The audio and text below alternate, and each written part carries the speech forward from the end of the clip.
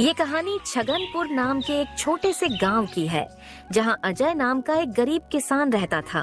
अजय के परिवार में उसके अलावा उसकी पत्नी सीमा और एक बेटा राजू था, जिनके साथ वो बहुत खुशी खुशी रहता था। अजय के पास गांव में अपनी एक जमीन थी, जहां पर खेती कर वो अपने घर का पालन पोषण करता था। परंतु अब उसकी वो जमीन पहले की तरह उपजाऊ नहीं रही थी। धीरे धीरे उसकी जमीन से फसल की पैदावार भी कम होने लगी थी। एक दिन इसी चिंता में वो अपने जमीन के पास बैठा होता है और कमाने का कोई और जरिया सोचने लगता है। दिन प्रतिदिन मेरे इस जमीन से उगने वाली फसल कम होते जा रही है। लगता है मुझे अब कोई दूसरी जमीन लेकर काम करना होगा, या तो कोई और जरिया ढूंढना होगा कमाने का। पर अब मैं इस जमीन के भरोसे नहीं रह सकता हूँ। चलो एक बार चल के सीमा से राय लेकर देखता हूँ वो क्या कहती है इस बारे में। अजय तुरंत खेत से अपने घर की तरफ चल पड़ता है। घर पहुंचकर वो सबसे पहले अपनी पत्नी सीमा को आवाज लगाता है। सीमा जरा यहाँ आना, तो तुमसे एक जरूरी बात करनी है। अजय की आवाज सुनकर सीमा वहाँ आ जाती है। बोलिए, आपने मुझे बुलाया क्या? हाँ सीमा, मुझे तुमसे एक जरूरी विषय पर बात करनी है और तुम्हारी राय जाननी है। हाँ बोलिए, क्या बात है? सीमा, तुम तो जानती हो हमारी जमीन अब पहले की तरह इतनी उपजाऊ नहीं रही है, और अगर मैं ज्यादा खाद वगैरह डालने की कोशिश करूंगा तो कहीं उसकी मिट्टी और खराब ना हो जाए। इसलिए सोच रहा हूं कि कुछ समय के लिए उस जमीन पर खेती करना छोड़ दूं। हर साल थोड़ी थोड़ी खाद उसमें डालता रहूंगा, जिससे कुछ सालों बाद वो पहले की तरह उपजाऊ हो जाएगी। फिर उसमें खेती करना शुरू कर दूंगा। हाँ, ये ठीक रहेगा। इससे आपकी जमीन भी सही रहेगी और उसमें उगने वाली फसल भी। हाँ, पर तब तक मैं क्या करूं? क्योंकि मेरे पास दूसरी तो कोई जमीन नहीं है, तो घर का खर्च चलाने और राजू के पढ़ाई के लिए कहां से पैसे जुटा पाऊंगा? आप एक काम क्यों नहीं करते, एक बार जाकर गांव के जमींदार काका से मिल लीजिए। वो तो बहुत अच्छे और नेक दिल है, वो आपकी जरूर कोई मदद करेंगे। हाँ सीमा, ये ठीक रहेगा, क्योंकि काका अगर कोई नया काम भी करने बोलेंगे तो वो उसमें भी मेरी मदद कर देंगे। ठीक है सीमा, तो मैं कल सुबह सुबह ही काका से मिलने उनके घर चला जाऊंगा।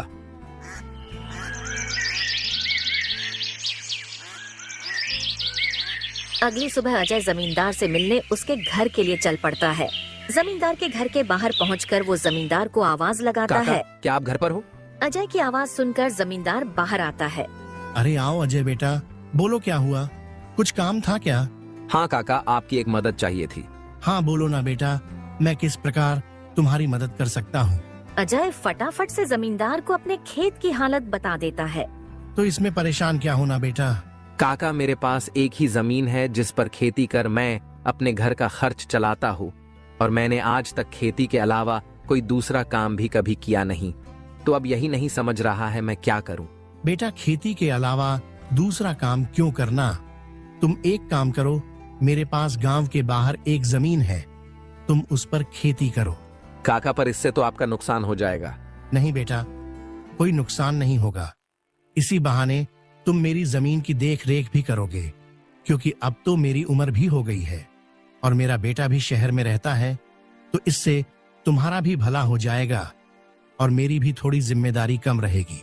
ठीक है काका, अगर ऐसी बात है तो मैं कल से ही उस खेत पर काम करने चला जाऊंगा।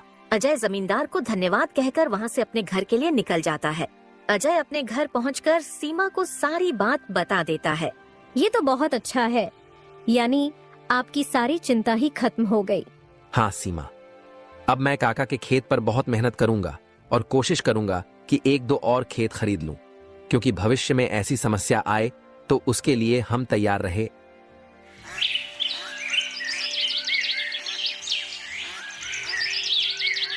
अगली सुबह अजय जमींदार के खेत पर काम करने निकलने वाला होता है तो सोचता है, काका की जमीन गांव के बाहर है, तो शायद शाम को आते आते देर हो जाए, इसलिए सीमा को बोलकर जाता हूँ।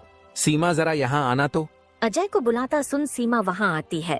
बोलिए, आपने बुलाया मुझे? हाँ सीमा, सुनो, काका का खेत गांव के बाहर है, तो मुझे शाम को घर लौटने में थोड़ी देर भी हो सकती है। तो अगर मुझे देर हो जाए तो तुम और राजू खाना खाकर सो जाना। ठीक है, पर अपना ध्यान रखना। और हाँ, 1 मिनट रुकना, मैं आपके खाने का डिब्बा लेकर आती हूँ, वो लेकर ही जाना। फिर क्या था, अजय अपना खाने का डिब्बा लेकर गांव के बाहर वाली जमीन पर काम करने चल पड़ता है। चलते चलते कुछ समय बाद वो गांव के बाहर वाली जमीन पर पहुंच जाता है। चलो अब पहुंच गया हूँ तो फटाफट से खेत पर काम करना शुरू कर देता हूँ। अजय अपनी कुदाल उठाकर खेत पर काम करना शुरू कर देता है। अजय को अभी काम करते कुछ समय हुआ ही था कि तभी पीछे से एक सांप आकर उसे काट लेता है। सांप के काटने के कुछ समय में ही अजय चक्कर खाकर वहीं गिर जाता है। यहाँ अजय सांप के काटने से बेहोश हो चुका था, पर गांव के बाहर होने के कारण उसकी खबर अब तक उसके घर वालों को नहीं चलती है। सुबह की अब रात हो जाती है और सीमा अजय का इंतजार कर रही होती है। माँ को इतने परेशान देख राजू पूछता है, क्या हुआ माँ? पिताजी अब तक क्यों नहीं आए? बेटा, तुम्हारे पिताजी आज काम करने जमींदार काका के गांव के बाहर वाली जमीन पर गए हैं और उन्होंने मुझे बोला भी था कि उन्हें आते आते देर हो जाएगी, पर अब कुछ ज्यादा ही समय हो गया है। माँ, आप क्यों फिक्र कर रही हो? पिताजी ने जब बोला था कि उन्हें आने में देर होगी तो कुछ सोच समझ कर कहा होगा। एक काम कीजिए, आप जाकर सो जाइए। राजू की बात सुनकर सीमा अपने कमरे में सोने के लिए चली जाती है। अगली सुबह भी जब सीमा देखती है कि अजय अब तक घर नहीं आया है, तो परेशान होकर वो सीधा जमींदार से मिलने उसके घर की ओर चली जाती है। सीमा जमींदार के घर पहुंचकर उनसे अजय के बारे में पूछने लगती है। नमस्ते जमींदार काका। नमस्ते बेटी, बताओ कैसे आना हुआ? काका, अजय कल आपके गांव के बाहर वाले खेत में काम करने गए थे, पर अब तक घर नहीं आए हैं। क्या कहा बेटी? अजय कल गया था और अब तक घर नहीं आया? हाँ काका, उन्होंने मुझे कहा था कि खेत गांव के बाहर है तो आते आते रात हो जाएगी, पर अब तो रात की सुबह हो गई, पर वो अब तक नहीं आए हैं। चिंता मत करो बेटी, मुझे थोड़ा समय दो, मैं अभी किसी को भेजकर पता लगाता हूँ कि अजय कहाँ है। जमींदार तुरंत अपने घर में काम करने वाले घनश्याम को अजय को देखने अपने खेत पर भेजता है। कुछ समय के बाद घनश्याम जमींदार के खेत पर पहुंच जाता है और वहां का दृश्य देखकर वो परेशान हो जाता है। ये क्या, अजय का तो पूरा शरीर नीला पड़ चुका है। मुझे लगता है इसे किसी सांप ने काटा है। मुझे तुरंत जमींदार जी को ये बात बतानी पड़ेगी। घनश्याम वहां से भागते भागते जमींदार के घर के लिए निकल जाता है।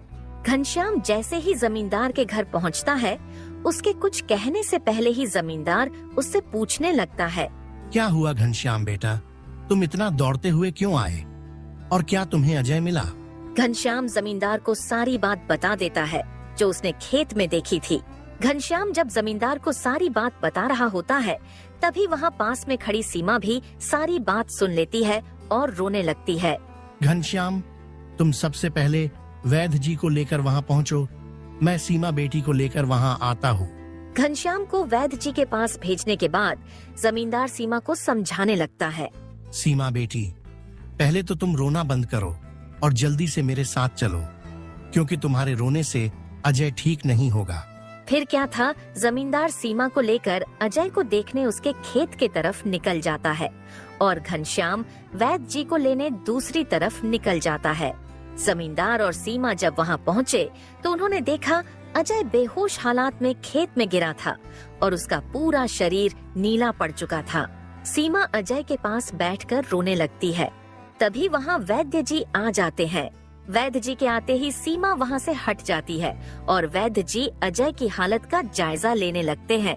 क्या हुआ वैद्य जी, अब कैसी है अजय की हालत? देखिए जमींदार जी, मैं आपको झूठ बोलकर अंधेरे में नहीं रखना चाहता हूँ, पर अजय की हालत बहुत खराब है। वैसे तो मैंने उसे जहर को काटने वाली औषधि दे दी है, परंतु जहर अजय के अंदर कुछ ज्यादा समय तक रह गया है, जिस कारण वो प्रगाढ़ बेहोशी के हालत में चला गया है। प्रगाढ़ बेहोशी, ये क्या होता है वैद्य जी? प्रगाढ़ बेहोशी के हालत में व्यक्ति जीवित तो होता है, परंतु उसके बदन के हिस्से में हलचल नहीं होती है, और ये अब कब होश में आएगा ये भी नहीं कह सकते हैं। वैद्य जी, तो अब हम क्या करें? देखिए जमींदार जी, अभी के लिए मैं कुछ दवाइयां दे रहा हूँ, उसे समय समय पर पानी में मिलाकर देना, बाकी तो सब ऊपर वाले के भरोसे हैं। वैद्य अजय की हालत का जायजा लेकर और दवा देकर वहां से चले गए। फिर कुछ गांव वाले अजय को लाकर उसको उसके घर के बिस्तर पर लिटा देते हैं। देखो सीमा बेटी, तुम बिल्कुल चिंता मत करना, तुम अजय की अच्छे से देखभाल करो, देखना वो बहुत जल्द ठीक हो जाएगा और तुम्हें अगर किसी भी चीज की कोई भी जरूरत हो तो मुझे जरूर बता देना, और हर महीने मैं तुम्हारे लिए और राजू के लिए कुछ पैसे भेजता रहूंगा, पर तुम हिम्मत मत हारना। आपका बहुत बहुत धन्यवाद काका, आप हम लोगों की बहुत मदद कर रहे हो। जमींदार फिर वहाँ से सीमा को दिलासा देकर चले जाते हैं। जमींदार के जाने के बाद वहाँ राजू आ जाता है और अपने पिता की हालत देखकर सीमा से उसका कारण पूछने लगता है। माँ, ये पिताजी को क्या हुआ है? बेटा, तुम्हारे पिताजी को कल खेत में सांप ने काट लिया है, जिस कारण वो बेहोश हो गए हैं। माँ, तो पिताजी होश में कब आएंगे? बेटा, वैद्य जी ने कुछ दवाइयाँ दी है और उन्हें समय समय पर पिलाने कहा है। उन्होंने बोला कि उन दवाइयों से वो बहुत जल्द ठीक हो जाएंगे। पर माँ, पिताजी की ऐसी हालत है तो अब हमारे घर का खर्च कैसे चलेगा? बेटा, तुम उसकी चिंता मत करो, मैं हूँ ना, मैं सब संभाल लूंगी। नहीं माँ, आप क्या क्या करोगी? आप पिताजी का ध्यान रखोगी, आप घर संभालोगी कि घर का खर्च देखोगी? माँ, आप बस पिताजी का और घर का ध्यान रखो, मैं अब खेत पर काम करके घर का खर्च चलाऊंगा। राजू की ऐसी बातें सुन सीमा भावुक हो जाती है। नहीं बेटा, तुमको काम करने की कोई जरूरत नहीं है, मैं सब संभाल लूंगी। तुम बस अपने पढ़ाई का ध्यान रखो। तुम्हारे पिताजी का सपना है कि तुम बहुत बड़े अफसर बनो, और मैं तुम्हें वो बनाकर रहूंगी, भले उसके लिए मुझे कितनी भी मेहनत क्यों ना करनी पड़े। फिर सीमा राजू को वहाँ से पढ़ने भेज देती है। मुझे अब कुछ करना ही होगा, क्योंकि मैं अब अजय का ठीक होने का इंतजार तो नहीं कर सकती हूँ। मुझे अब खुद जाकर खेती करनी होगी, और हो सके तो कोई और काम भी देखना होगा। अगली सुबह सीमा सीधे जमींदार से मिलने पहुँच जाती है। नमस्ते जमींदार काका। नमस्ते बेटी, बताओ कैसे आना हुआ, और अजय की तबीयत अब कैसी है? काका, अजय की तबीयत फिलहाल तो वैसी ही है, और मुझे आपकी एक मदद चाहिए थी, इसीलिए मैं आपसे मिलने चली आई। हाँ, बोलो ना बेटी, मैं तुम्हारी किस प्रकार मदद कर सकता हूँ? काका, मैं चाहती हूँ कि जो जमीन आपने अजय को दी थी काम करने के लिए, आप मुझे उस पर काम करने की इजाजत दे दी, ताकि मैं उस पर काम करके अपने घर का खर्च और राजू की पढ़ाई करा सकूं। बेटी, पर तुम्हें वहाँ काम करने की कोई जरूरत नहीं है, मैं हूँ ना। मैं तुम्हारे घर के लिए जो भी खर्च लगेगा हर महीने भेज दिया करूँगा। नहीं काका, आपने अब तक हमारी बहुत मदद की है। अब आप बस मुझे आपके खेत में काम करने की इजाजत दे दीजिए। मैं अब खुद काम करके अपना घर चलाऊंगी और अपने बेटे को बड़ा अफसर बनाऊंगी। जमींदार सीमा को बहुत समझाने की कोशिश करता है, पर सीमा जमींदार की बात मानने तैयार नहीं थी। आखिर में सीमा की बातें सुनने के बाद जमींदार सोचने लगता है। मुझे लगता है सीमा मेरी बात नहीं मानेगी, पर अगर वो काम करने इतने दूर जाएगी तो वो अजय का ध्यान नहीं रख पाएगी। एक काम करता हूँ, मैं सीमा को मेरी गांव के अंदर वाली जमीन पर काम करने के लिए कह देता हूँ, ताकि वो खेतों पर काम भी कर सके और अपने घर का ध्यान भी रख सके। ठीक है सीमा बेटी, मैं तुम्हें अपने खेत पर काम करने की इजाजत तो दे सकता हूँ, पर तुम्हें मेरी एक बात माननी होगी। हाँ काका, बोलिए ना। बेटी, तुम्हें मेरे गांव के बाहर वाले खेत पर काम करने की कोई जरूरत नहीं है। मेरे पास तुम्हारे घर के नजदीक भी एक खेत है, तुम वहां काम कर सकती हो, ताकि तुम अपने घर का और अजय का दोनों को ख्याल रख पाओगी। काका, ये तो और भी अच्छा रहेगा, इससे तो मेरी बहुत मदद हो जाएगी। बेटी, पर एक छोटी सी समस्या है, वो खेत बाहर वाले खेत से थोड़ा छोटा है। हाँ तो कोई बात नहीं है काका, वो खेत मेरे घर से नजदीक है, वही बहुत बड़ी बात है। मैं खेत में काम करने के साथ साथ दूसरे के घर का काम भी करना शुरू कर दूंगी, ताकि उन पैसों से मैं राजू की पढ़ाई का खर्च निकाल सकूं। बेटी, पर तुम्हें इतना काम करने की क्या जरूरत है? काका, मुझे काम करना ही होगा। अजय का सपना था कि राजू पढ़ लिख कर बड़ा आदमी बने। अगर मैं मेहनत नहीं करूंगी तो उसका सपना अधूरा रह जाएगा। राजू की पढ़ाई के लिए और घर चलाने के लिए मुझे हर हाल में ये जिम्मेदारी उठानी पड़ेगी। जमींदार सीमा के संकल्प और साहस से भावुक हो जाते हैं। ठीक है बेटी, तुम्हारी मेहनत देखकर मुझे पूरा भरोसा है कि तुम जरूर सफल होगी। मैं तुम्हारी हर संभव मदद करूंगा। तुम कड़ी मेहनत करो, भगवान भी तुम्हारे साथ हैं। सीमा ने जमींदार के गांव के अंदर वाले खेत पर काम करना शुरू कर दिया। वह सुबह खेत पर काम करती और दोपहर के बाद गांव के घरों में सफाई और खाना बनाने जैसे छोटे मोटे काम करने जाती। धीरे धीरे सीमा की मेहनत रंग लाने लगी। खेत में अच्छी फसल हुई, जिससे उसका घर चलने लगा और जो पैसे वह दूसरों के घरों में काम करके कमाती थी, वह राजू की पढ़ाई में खर्च करने लगी। बेटा, मैं चाहती हूँ कि तुम मन लगाकर पढ़ाई करो। तुम्हारे पिताजी का सपना है कि तुम अफसर बनो। मैं तुम्हारे लिए हर मुश्किल को पार कर लूंगी। माँ, मैं कड़ी मेहनत करूंगा। एक दिन मैं पिताजी का सपना पूरा करके दिखाऊंगा। सीमा की मेहनत और त्याग से गांव के लोग भी प्रेरणा लेने लगे। उन्होंने देखा कि कैसे एक माँ अपने परिवार के लिए हर कठिनाई का सामना कर रही है। इसी बीच अजय की हालत धीरे धीरे सुधरने लगी। वैद्य जी की दवाओं और सीमा की देखभाल ने जहर का असर कम कर दिया। एक दिन अचानक अजय को होश आ गया। अजय को होश में आते देख सीमा बहुत खुश हो गई। अजय, तुम्हें होश आ गया। भगवान ने मेरी मेहनत और दुआएं सुन ली। सीमा, मैंने तुम्हें और राजू को बहुत परेशान किया। नहीं अजय, तुम हमारी ताकत हो। जब तक तुम ठीक हो रहे थे, मैंने हर जिम्मेदारी संभाली और देखो, अब सब कुछ ठीक हो रहा है। अजय धीरे धीरे पूरी तरह ठीक हो गया। उसने सीमा की मेहनत और त्याग देखकर प्रण लिया कि अब वह उसके साथ कंधे से कंधा मिलाकर परिवार को आगे बढ़ाएगा। राजू की पढ़ाई भी सफलतापूर्वक चलती रही और कुछ सालों बाद वह एक बड़ा अफसर बन गया।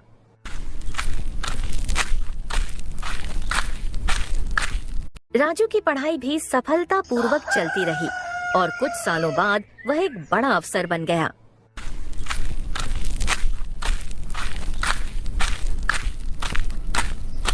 माँ, पिताजी, मैं आज जो कुछ भी हूँ वह आपकी मेहनत और त्याग के कारण हूँ। नहीं बेटा, ये सब तुम्हारी माँ का बलिदान है।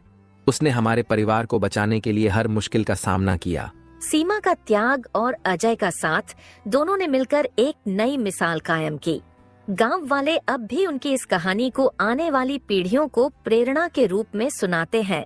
इस तरह माँ का त्याग की यह कहानी हमें सिखाती है कि एक माँ का समर्पण किसी भी चुनौती को पार कर सकता है और परिवार को जोड़ कर रखता है। दोस्तों, तो इस तरह की और शानदार और